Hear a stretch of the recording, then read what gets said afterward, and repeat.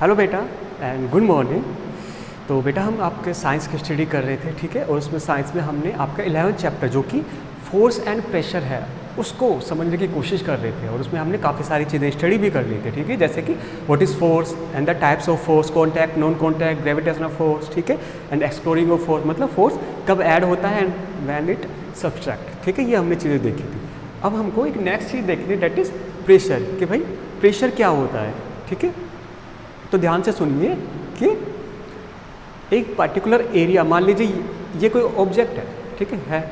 मैं इसके ऊपर फोर्स लगा रहा हूँ या फिर ऐसे मैंने चौक लिया, इसका फोर्स लगा रहा हूँ। अब ये आगे की तरफ जा रहा है, तो आपसे कोई पूछे कि बताओ जी ये जो ऑब्जेक्ट है जो मेरे हाथ में है ये आगे की तरफ क्यों जा रहा है, तो आप बोलोगे सर आप ना इस पर फोर्स लगा रहे हो इसलिए ये आगे की तरफ पुश हो रहा है।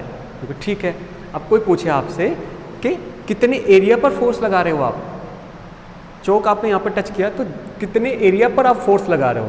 तो जब आपसे पूछ रहा है कि कितने एरिया पर फोर्स लगा रहे हो उसको बोलोगे आप प्रेशर।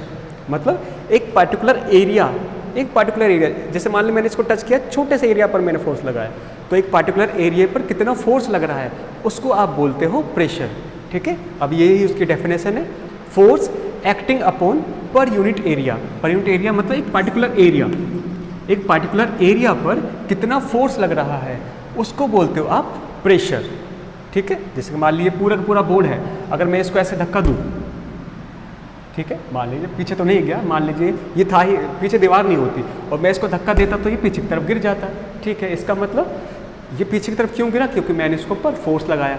अब आपसे कोई पूछे कि इसके ऊपर प्रेशर कितना लगा, तो आप बोलोगे मैंने जब इसको टच किया तो मैंने इतने एरिया पर टच किया इसको, तो आप इतना एरिया ले लोगे और जितना मैंने फोर्स लगाया उन दोनों को मिला कर बता दोगे कि सर आपने इसके ऊपर इतना प्रेशर लगाया, ठीक है।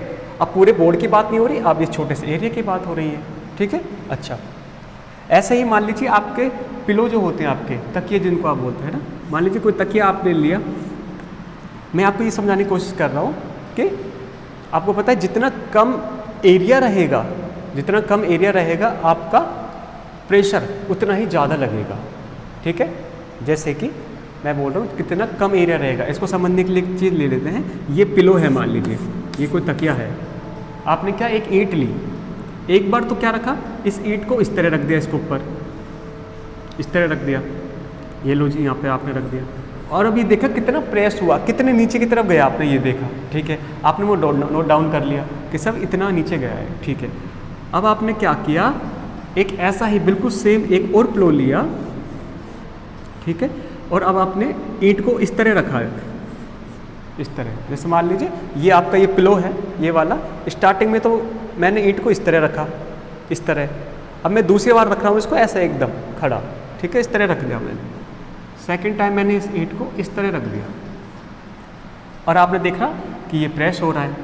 तो अब जब आप ये करके देखोगे तो आपको सीधा सीधा दिख जाएगा कि फर्स्ट नंबर के केस में तो ये जो पिलो है वो ज़्यादा प्रेस हो रहा है, और सेकंड नंबर के केस में ये जो पिलो है वो कम प्रेस हो रहा है, ठीक है, कम नीचे की तरफ जा रहा है। तो कोई पूछे इन दोनों में अंतर क्या आ रहा है, कि बोलो कि सर ये जो आप ईंट ले रहे हो वो जो पत्थर है वो तो सेम है, तो इतना ये ज़्यादा प्रेस हो रहा है और ये कम प्रेस क्यों हो रहा है।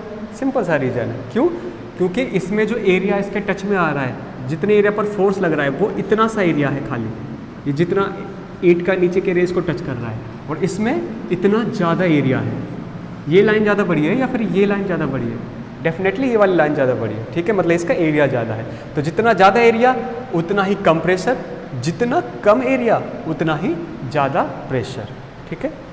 और यही तो रीज़न है कि आप नाइफ़ वगैरह जो सब्जियां घर में काटते हो, उनको नाइफ़ अगर आपका शार्प है तब तो आपके वेजिटेबल्स आसानी से कट जाती है। क्यों, क्योंकि आपको जो नाइफ को जब शार्प कर देते हो तो असल में उसके आगे का जो एरिया रहता है उसको आप कम कर देते हो, और आपको पता है एरिया कम होते ही आपका प्रेशर ज़्यादा लगेगा। और ऐसे ही आपका जो नाइफ अगर शार्प नहीं रहता तो उसका आगे के एरिया कंपैरेटिवली थोड़ा ज़्यादा हो जाता है, ठीक है। और इसी की वजह से कुछ इस तरह की कहानी हो जाती है और आपका वेजिटेबल्स आसानी से नहीं कट पाते, ठीक है। स्टार्टिंग मान लीजिए नाइफ ऐसा था, आप इससे काट रहे हो, नहीं कटेगा, मुश्किल होगी। अब आपने जब इसको शार्प कर दिया तो इसका एरिया कम हो गया, इस तरह दिखेगा आगे से वो, अब वो आसानी से नाइफ कट जाएगा, ठीक है।